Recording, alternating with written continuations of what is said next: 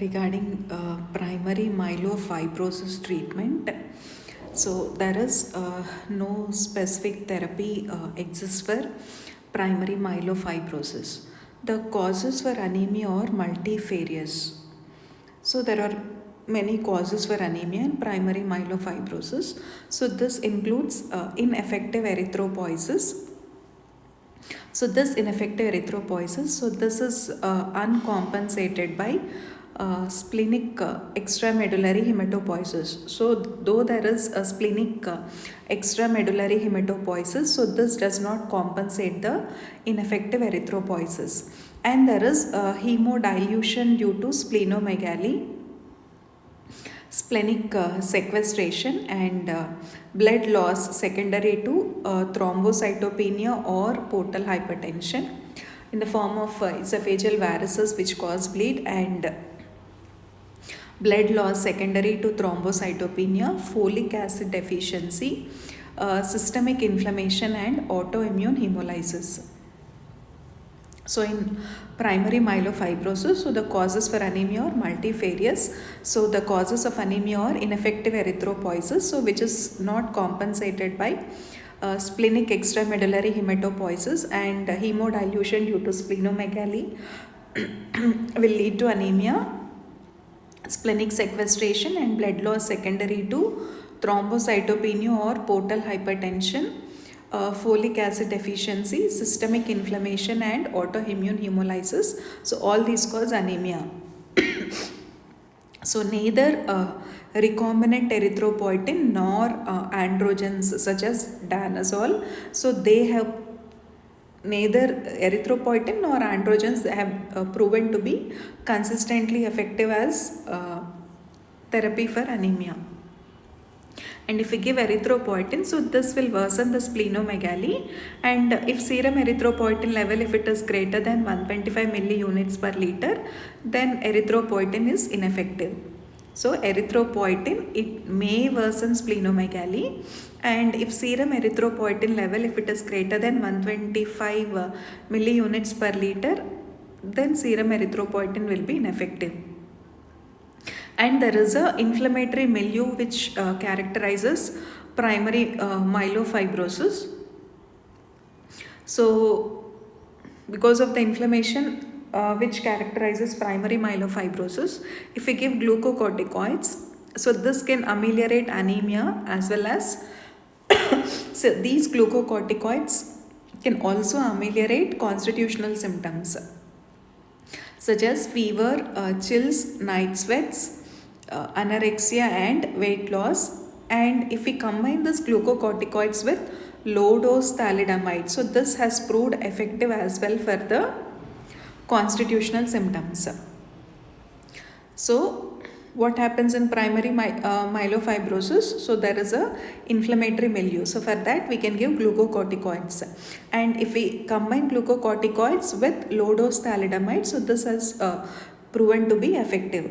And thrombocytopenia, so thrombocytopenia, it could be due to impaired marrow function or splenic sequestration or autoimmune destruction. So for anemia, there are multifarious causes, and for thrombocytopenia in primary myelofibrosis, it could be due to impaired marrow function because of fibrosis or splenic sequestration or autoimmune destruction. And so this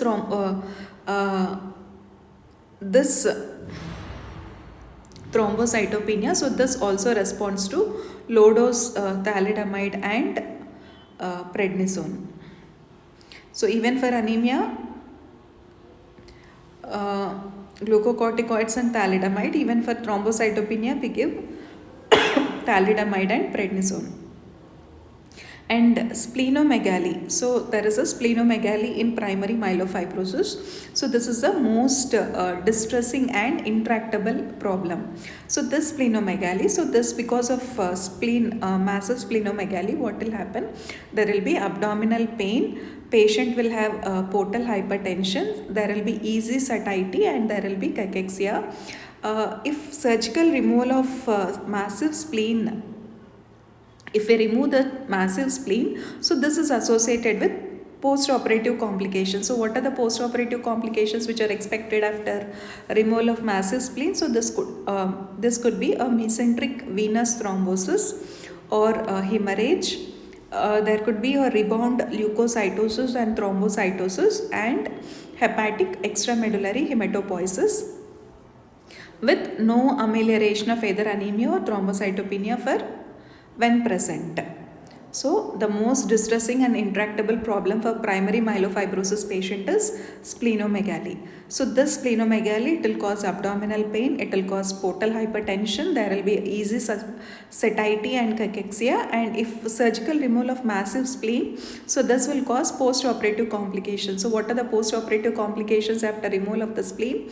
So this include mesenteric venous thrombosis, hemorrhage, rebound leukocytosis and thrombocytosis, and hepatic extramedullary hematopoiesis, but there won't be any amelioration of either anemia or thrombocytopenia.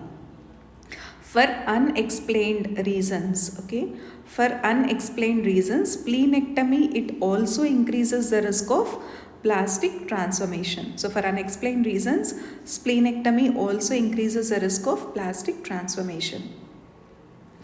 So if we give splenic irradiation, so this is at best temporarily palliative, and so this is associated with significant risk of neutropenia, infection and subsequent operative hemorrhage if splenectomy is attempted.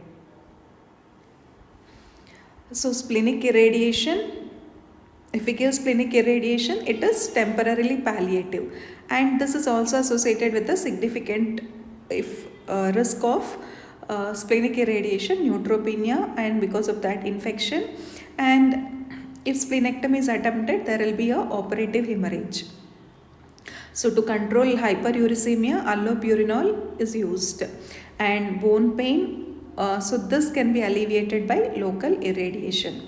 And if we give this pegylated interferon alpha, so this pegylated interferon alpha, so this ameliorates the fibrosis in early primary myelofibrosis. But if we give pegylated interferon alpha in advanced disease, so this may exacerbate the bone marrow failure. Pegylated interferon alpha, so this will ameliorate the fibrosis and early primary myelofibrosis, but in advanced disease, it exacerbates the bone marrow failure.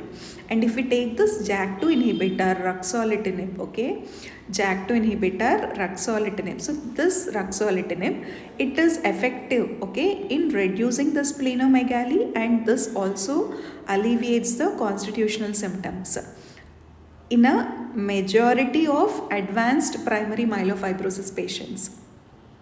So if we give JAK2 inhibitor, so what is this JAK2 inhibitor? Ruxolitinib. So this has proven effective in reducing the splenomegaly, and this also alleviates the constitutional symptoms in a majority of advanced primary myelofibrosis patients, and this possibly prolongs survival, and although it usually does not significantly influence the JAK2 V617F neutrophil allele burden. So because of this JAK2 inhibitor ruxolitinib, the survival is prolonged. But anemia and thrombocytopenia are its major side effects. So if we give ruxolitinib, what are the major side effects? So these are dose dependent, and these are anemia and thrombocytopenia. And with time, anemia stabilizes and thrombocytopenia will improve. So with time, what will happen? Anemia will stabilize and thrombocytopenia will improve. And then we have this fedratinib, okay? Fedratinib. So we have here JAK2 inhibitor, it is ruxolitinib, and we have fedratinib. So this fedratinib, it is a new tyrosine kinase inhibitor.